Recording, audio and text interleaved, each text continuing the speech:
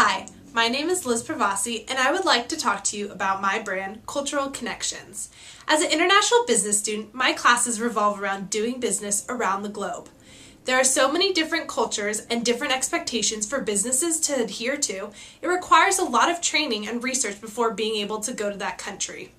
Businesses are faced with cultural blunders and barriers all the time, but the ordinary traveler has these problems also. I studied abroad in the spring of 2011 in Alicante, Spain.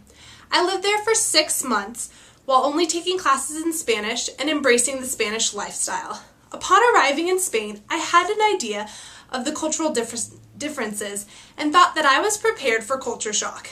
Let me tell you that you are never really prepared. Fully immersing yourself in a culture is scary, even after doing the research.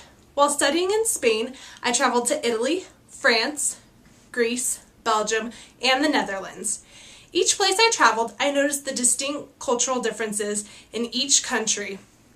My experiences while studying abroad, as well as my studies of international business, had led me to want to share information and inform people, both traveling and doing business, about different cultures and how to adapt. We live in a world full of diverse people and cultures, so we should embrace it. So, when you are traveling for business and for pleasure, here are some tips to help your adjustment. You should expect things to be different. Traveling abroad broadens your horizons, so know that nothing will be exactly the same as your home country. You should always keep an open mind. Try not to be ethnocentric. By believing that your culture is the right culture and every other culture is wrong, and using your own culture to self-reference, it can be extremely hard to adjust. It is very important not to stereotype. Stereotypes can be far from the truth and extremely offensive. Keep in mind that one person does not set the standards for an entire culture. If you have had a bad experience with one person, don't judge an entire culture based on that one person. To really learn about a new culture, always listen and observe.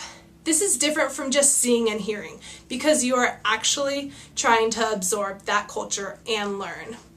Most importantly, remember to always have a sense of humor. You will make mistakes while abroad.